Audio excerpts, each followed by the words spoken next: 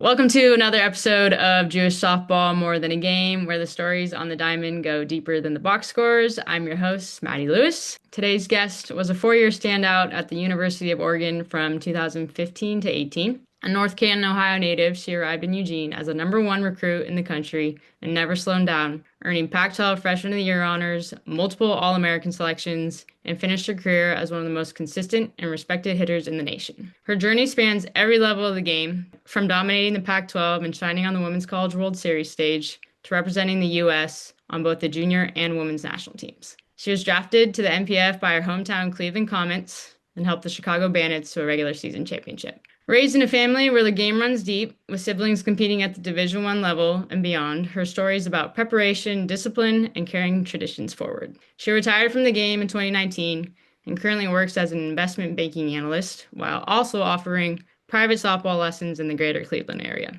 Recently, her journey off the field has taken on a new meaning as well. After being engaged to her now husband in 2023, Jenna chose to convert to Judaism and formally completed her conversion in October 2025, adding another layer of identity, intention, and connection to the values that shape her life today. Please welcome Jenna Weisberg, formerly known in the softball world as Jenna Lilley. How are you doing today? Hello, Maddie. Thank you so much for having me. I'm doing great. How are you? I'm doing good. I think I mentioned it, but super cool to have you on the podcast. One, growing up, our careers were probably going on simultaneously at the same time, but I definitely remember watching you on TV. So impressive, the career that you built at Oregon. And so it's really an honor for me to have you on and have a conversation with you.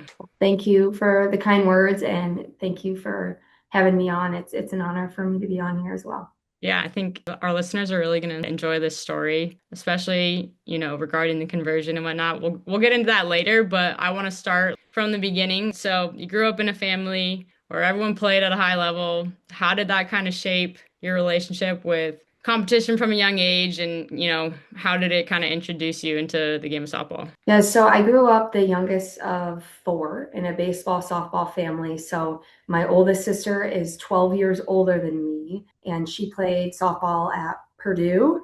My brother is 11 years older than me. He played baseball at Notre Dame and then also in the Cardinals minor league system for a few years. My next sister is 6 years older than me, and she played softball at Northwestern. And then there was me. So by the time I was just in second or third grade, I was traveling all over the country to see my siblings play at the collegiate level, with them being much older than me, and just heading to ball fields everywhere. And so softball was really in my blood, and I knew it was something I wanted to pursue from a very young age. And I also loved soccer too growing up, but ultimately ended up landing with softball, and it's what I always went back to when things got hard, and it was just always my first true love. And I'm so lucky that it took me all the places that it did, to college and beyond, and truly all over the world. So I do thank my older siblings for paving the way and showing me what it means to be a student athlete and achieve high academics as well as achieving on the field. Yeah, 100% agree. I have an older brother, so it's the same. He's only 2.5 years older, but just like following in his footsteps, always wanting to play with the boys. And I think that kind of helped me be the athlete that I am. And again, you kind of always want to do what they're doing, right? So yeah, definitely kind of helped with my story too. For sure. I think having an older brother is especially important so you can get beat up on a bit. Except I feel like I was always the one kind of beating up on my brother. He was really nice to me. I don't know why, but yeah, I was always the one hitting him. So you're the number one recruit in the country. Obviously, that comes with a lot of pressure. What is it like being the number one recruit in the country? Did you even think about it? And then how did, that kind of, when you got to Oregon, tailor the way that you carried yourself and the work that you had to put in to live up to those expectations? So back in the day, as you know very well, 15 years ago, recruiting in our era was eighth, ninth, 10th graders. And when I was being recruited, I was barely 5 foot and barely breaking 100 pounds. And I would say, even my travel ball coach, we joke about this to this day, but he was like, you had an average arm, you had average speed, you had a good glove, you couldn't hit for power. And whatever the fifth tool was, it was probably also average too.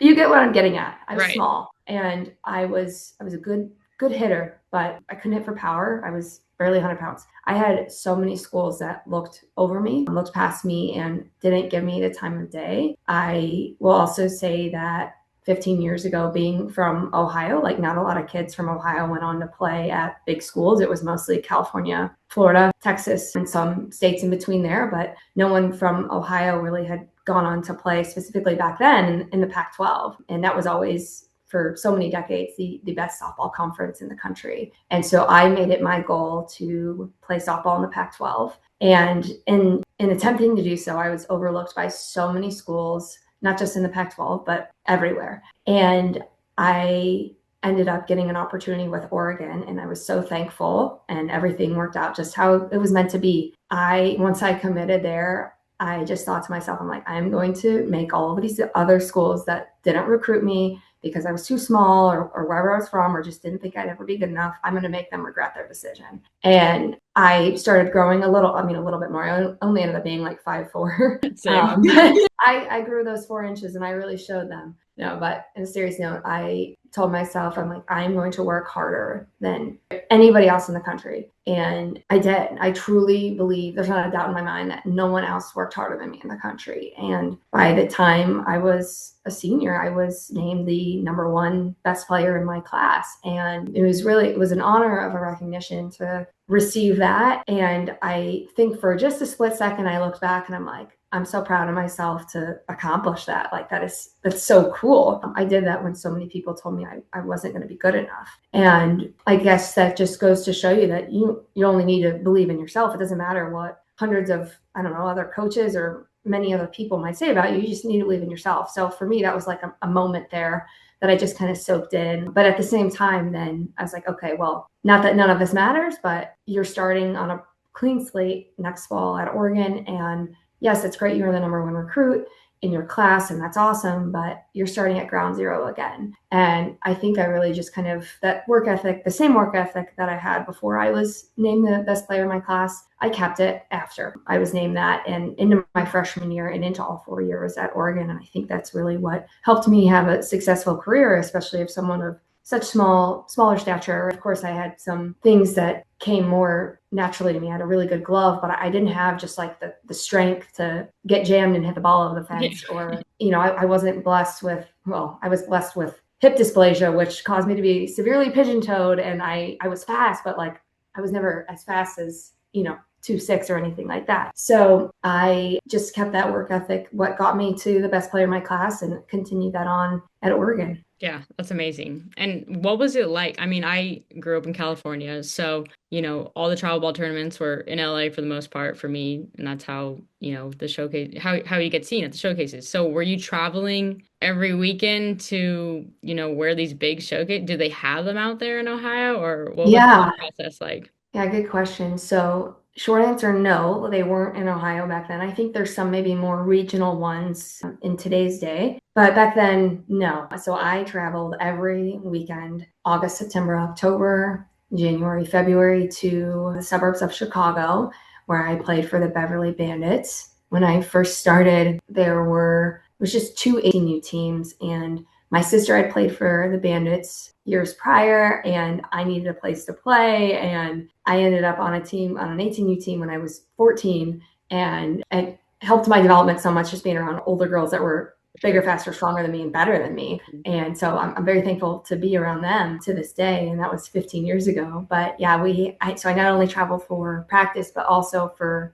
showcases, and a lot of trips to California, the Colorados, some of the Floridas. And ironically, though, Oregon did end up finding me in Illinois. So kind of in the Midwest, not Ohio, but the closest tournament I really ever played to home. But yeah, so lots of travel, really. I mean, from the time I was really young, going to nationals in California and everything. So yeah, but wanted to play against the best, right, and with the best. Yeah, and shout out to the parents for making it happen, right? Yes, absolutely. So you go on to play at Oregon. What was it Yep. like playing for Coach Mike White, and how he kind of ran that program? Yeah, I love Coach White so much. Him and his wife were at my wedding last year. I got to spend some quality time with them over the summer, and he's one of the most important people in my life. And he's one of the best, if not the best, men's fast pitch player to ever play the game. And just his softball IQ was incredible. He was just amazing. I mean, he's an amazing pitcher when he'd throw us BP and strike us all out, but just an amazing coach too, and how he led a program and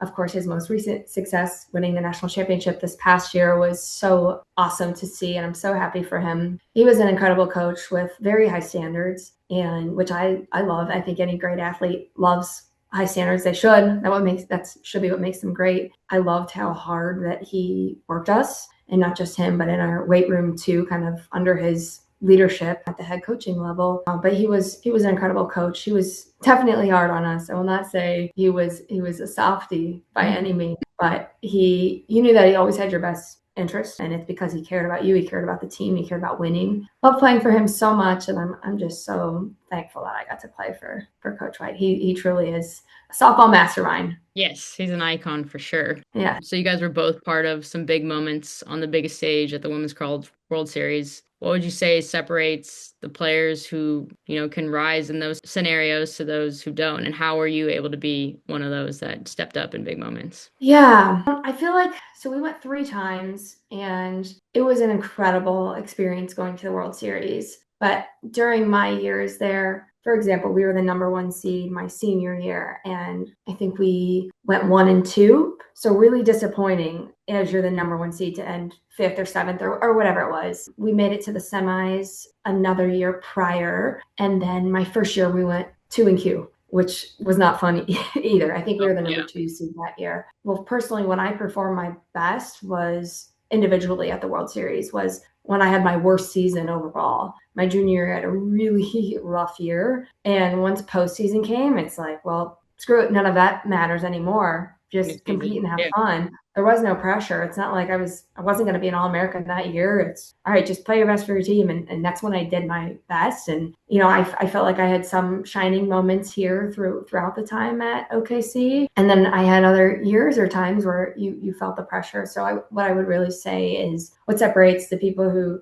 do really well there is just treating it like any other game, even though of course, it's easy for us to sit here and say that right now because it's really not any other game, but it is. I love this quote that Sue Enquist said at our nationals. This is like in 2013, I think. She was like, "When you get to bracket play, it's the same game. It just has its party dress on." And I always love that. I think that's such a good saying, and I think the people that do the best in Oklahoma City, it's just the game with its party dress on. And I think it's easy to lose sight of that when there's 12 tens of thousands of fans there, and you feel the pressure. But I think the people who succeed there, and when I did at times, didn't at other times, are the ones who just play the same game that you've been playing all year. Just on a bigger stage, but just on more people watching.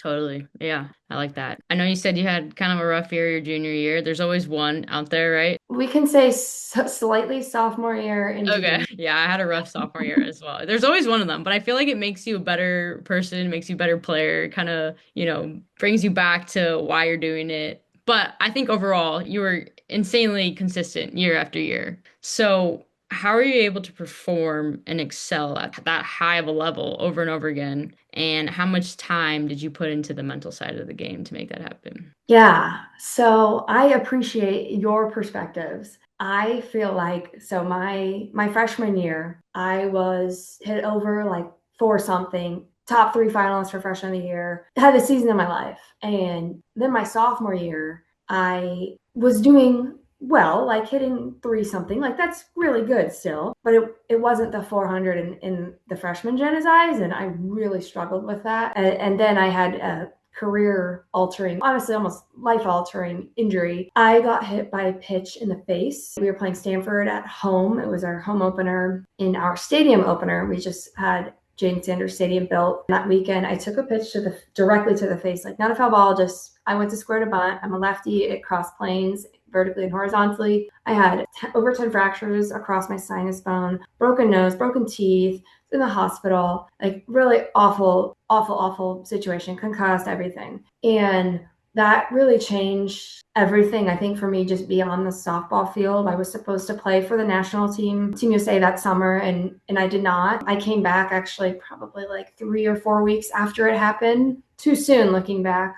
But when you're an athlete, you just want to get back on the field as soon as possible. I think that injury really bled into my junior year. I really struggled, and without even knowing it, but looking back, I struggled with some mental health things. And then also when I was in the box, I wasn't the same Jenna that I used to be. I had a cage on my helmet then, of course. But it was seeing pitches, seeing certain spins on pitches that would like make me lose feeling in my whole body. And it's like, how can you hit in a game when you are having like this traumatic, essentially response to a pitch because it looked like the one that like almost killed you a year ago? I don't think those were things I really ever dealt with at the time. And of course, hindsight is 2020 now, but it really impacted me, that injury, I think, much more beyond than just my sophomore year. And so to answer your question in a very long-winded way, I did not always spend enough time on the mental game and really just kind of taking care of yourself because, you know, what happened to me, that's scary. Like, I'm so lucky, like, look at me today, you wouldn't know, but Yeah. I'm so lucky. It could have been worse. It could have been in my career right then and there. Right. It could have caused a lot more like permanent damage, even though I mean, I had surgeries, I had teeth procedures, yada, yada, You yada. have some fake teeth in your mouth right now? I've had, I think, like 3 or 4 root canals from it, and then like I know we that fixed all feeling. the Yeah, things. this one right here. Yeah, but I share that story because it changed the trajectory of my career, and like I had to find like a whole new like mental game routine for my senior year that I ended up becoming an All-American again, and I think it meant a lot more that year because of how much I'd been through. Yeah. And people who were there at the game still to this day, like if I'm in Eugene and like I'm at a softball thing, they'll be like, I will never forget that day and hearing that. Like, it's crazy, like 10 years later. But I don't think that maybe I even realized how much of an impact it had on me into the following year. And I really had to just reinvent myself my senior year because I wasn't the player. I was that player, but I just need to find her again. What I'm getting at is my senior year, just kind of reinventing yourself, like even after you go through something really hard, just finding a way to get back to why you started playing the game and get back to those things that like, what did I do? What are the things on my mental game that really helped me when I was at my best? And for me, it was like hyping yourself up over everything and being overly positive because hitting is just sucks sometimes and it's so hard too. but like I'm talking like even just like as simple as laying off a pitch or like those small things. If you had like a dinky hit that like even though it wasn't a line drive, like who cares? Like it's a hit, like celebrate that. Like you should be like thrilled right now. And I think that those things get so lost in sport, especially just if you're hard on yourself, then you find a reason to be negative about something. I guess bottom line is like being overly positive because the sport is really hard and draining, and it becomes really harder when you're too hard on yourself or you're too negative. And when I had done that prior, I did that really well. It just helped me so much stay more balanced than like beating yourself up on every little thing. So I would say just like focusing on, it sounds like simple, but like find positives in everything and like magnify the little positives that happen. Celebrate the little wins. Yes, exactly. So big believer in that because I don't know, life and softball are too hard. Life is hard on another level, but softball is so hard. Like just magnify the little awesome things that you do. Yeah, 100%. That's scary. Thanks for sharing that. Yeah. You're actually the second guest that we've had that's happened to. We interviewed T Showen. She played at Arizona. You guys might have played each other actually. Little lefty. I think she fouled a ball off though. Just can't imagine that's gnarly. I mean, I've taken a few balls to the nose and I've had my own sort of like lacerations from my face mask and that sort of thing, but it's a pretty big setback, especially when you are trying to get back in the box and you see balls coming at you again. Like it's an adjustment for sure. So that's wild. But yeah, thank you for sharing that. Absolutely. You graduate from Oregon, incredible career, and then you get to put on the USA jersey. What was that whole process like of, playing for the junior national team and then playing for the women's team as well? Yeah, so the very first USA jersey I got to wear was for the junior team after my freshman year. I'll always remember the day where I found out I got the invite to tryouts, and that was fall of my freshman year. And just like the excitement of getting invited to the junior tryouts, that was such a cool thing. And that feeling never really got old or went away. Like each year, like it came around and I always got invited. So I played on the junior women's team after my freshman year, and we won the WBSC World Championship, which was really cool. And I had a great time, made a lot of new friends. And then my sophomore year, I made the big girl, the women's team, which was like a huge dream come true. I mean, something I dreamt about the junior team, of course, but like the women's team, like that's it's been my dream for forever. And I was so excited that I made it. And it was really hard to pull out for the summer, but I knew that I just needed to take some time to myself after having that injury and just needed to kind of get back on my feet. And fortunately, I was invited back to try out that fall and I made the team again and got to compete that summer. So we traveled to Japan and down to Central America and all over the US that summer. It was another great experience. And then my final year of college, I got invited again and made the team again. That year they did like a red and blue team. I made the blue team and we competed at the World Cup and a Japan event as well. Again, another really great experience. I was invited again in 2019, or sorry, fall of 2018 for 2019. And then I had to have hip surgery. I ended up having 4 hip and pelvis surgeries. That was the first of the series. So wasn't able to participate, but truly honored to have worn USA across my chest for 3 or 4 summers. It was just an honor. It never got old. It's so special and just a really amazing thing to be a part of. Yeah, it's incredible. I mean, you're the best of the best. Like, it's pretty awesome to say that no one can take that away from you either, you know? So For sure, for sure. I know you had to walk away from the game in 2019. Was that really tough? I know your hips couldn't hang anymore after Yeah, the hips surgery. can Was it hang. really hard to kind of hang them up with knowing, that there could have been so much more down the line? Or were you kind of at peace? I was at peace. I Yeah. knew I was ready. Like it was definitely hard because I had no idea what I wanted to do next or where kind of like life was going to take me. I knew I was moving back home to Northeast Ohio, but that's all I knew. I was ready to be done, I think, by the end of it after playing for Oregon and like being on that stage and then working doing the national team stuff for so many years and that ship kind of sailing as well. I knew I had done everything. I really had almost everything I'd set out to do. And I knew I had a lot to be proud of. Just from an athlete perspective, I knew that I was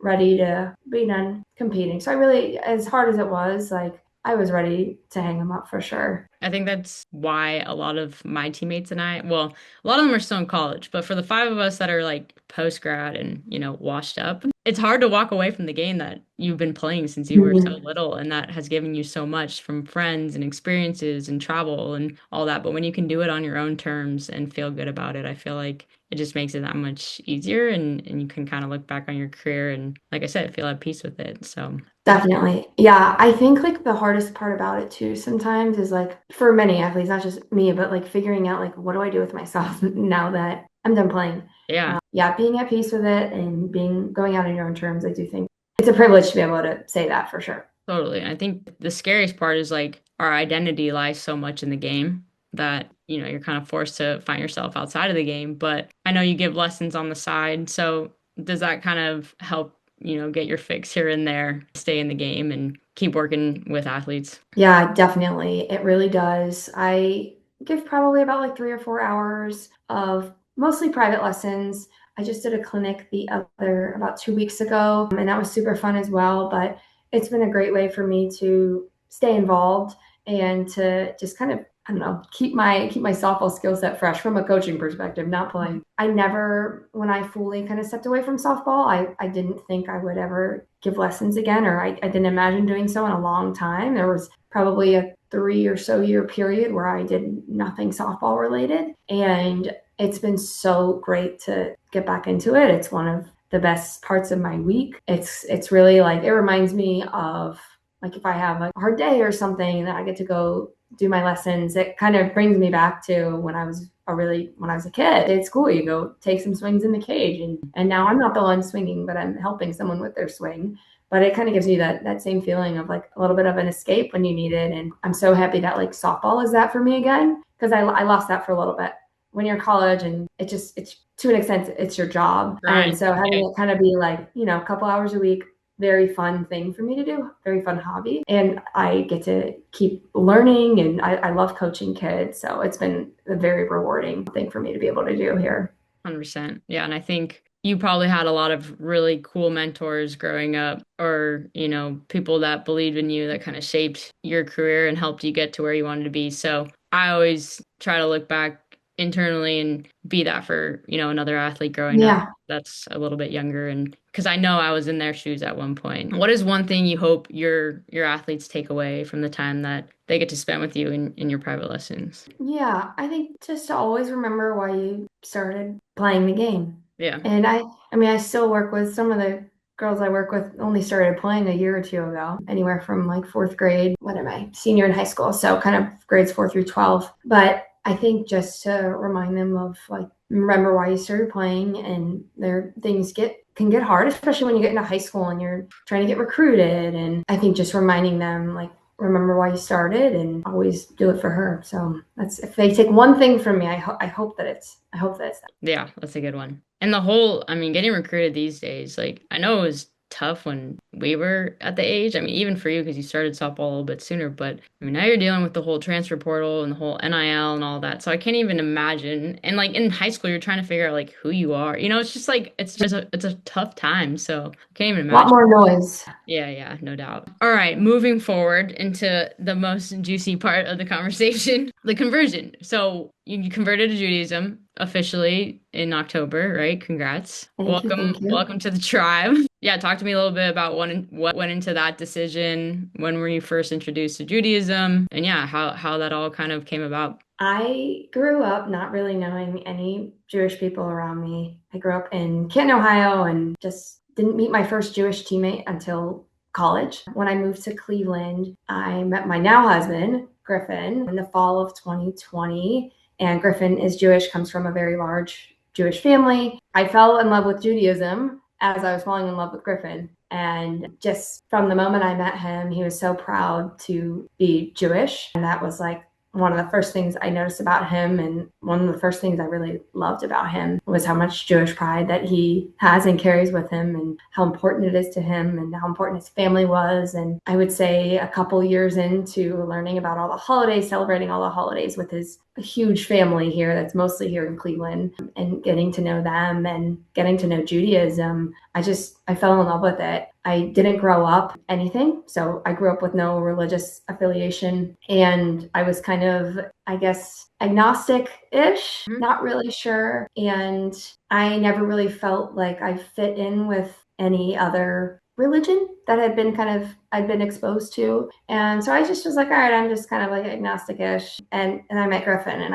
I love Judaism. So we met fall of 2020, got engaged in September of 2023. And really, honestly, after October 7th was another part of this as well. It just kind of like made me get there. I was like thinking about converting after we got engaged, and now that it was becoming really real. But after October 7th, I knew that I wanted to convert, and it was going to be something that was really important to me. And I knew I wanted to raise a Jewish family and live a Jewish life. So I started that process in about December of 2023. And then I worked with a couple of rabbis and found my way and had my conversion ceremony. I went to the mikvah this past October, and it really was a truly like life-changing experience. The whole 2 years of it. We have a really big and diverse Jewish community here in Cleveland, specifically the eastern suburbs. So I took classes through our federation and at our Jewish Community Center.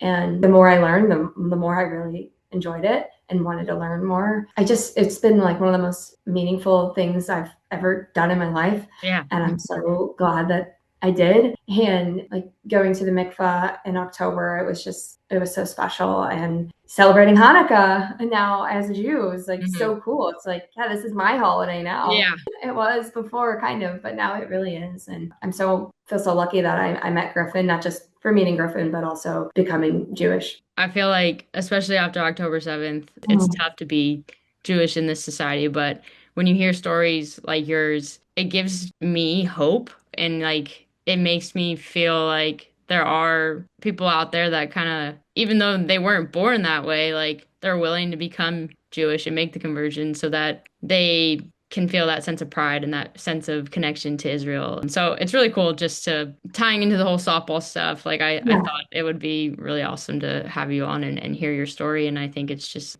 so incredible. Well, thank you. I appreciate it. What's your favorite holiday other than Hanukkah? I did enjoy it. Actually, I think we just like started a tradition, but the first annual on Sunday, we had all of my family over to teach them things too about Hanukkah. And then my husband's parents came over as well, and we had a big Hanukkah dinner. So my husband made the brisket. I made challah. I made challah a few times. Noodle kugel, latkes. How's your challah? Because I'm struggling with mine. It's always a little too dense. I said mine's too dense too. Yeah. I hear we need to let it proof for more. Okay, okay. I'll let you know. I also really enjoyed Passover too, and that was like has a little extra special meaning to me too because that was like the first time I met Griffin's parents. They had Mm, me over for a Seder in 2021, so that was really cool too. It was like my first holiday too, so it'll always hold a special place in my yeah, heart. yeah, that makes sense. Yeah. How about you? Good one too. I think, yeah, Hanukkah or Passover, but there's something special about like Rosh Hashanah, Yom Kippur. That's the only time that I really go to temple for the high holidays. And my mom's side of the family is from New York, and one of her brothers just became ordained to be a rabbi. So we don't get to be with them all the time, but like we FaceTime them during that time of the year and just, makes us feel connected to each other. And it's just kind of like a nice restart and refresh. Sure. How's your Hebrew coming along? Oh gosh, I had started working on some of the letters with my rabbi during my conversion process, but I should really pick that back No, up. I can't speak Hebrew either, and I went to Hebrew school. I know the letters, obviously, because I've been learning them since second grade, but I don't know what I'm saying. So I'm not speaking any Hebrew and making sense of it. But I try Duolingo every now and then, but it's not the same. I can't even like it's got to be so tough. I mean, it's hard to learn the language already, but doing it when you're 28, 29, like that makes it that much harder. So I does just your need a husband little. speak Hebrew? No, no. He also went to Hebrew school as well. I don't even know if he knows the alphabet. He might, but at this point, it's been many years. Yeah, that's like also what's so cool about being Jewish is like you can be as Jewish as you want and you can dive into it as deep as you want to. Or like for my brother, he's Jewish and he identifies with it, but we're like on total different spectrums of how I am like so much more involved in it and he's like it's there, but it's not part of his every single day. Sure. Sweet. Well, I think those are all the questions I had. Is there anything else you'd like to add before we wrap up? I don't think so. Just thank you so much for having me. I'm really honored to be here, and thanks to anybody who listened to Yeah, thank you for this. sharing your story, and I'm sure we'll keep in touch over the years with all the Jewish holidays and all that. So. Definitely.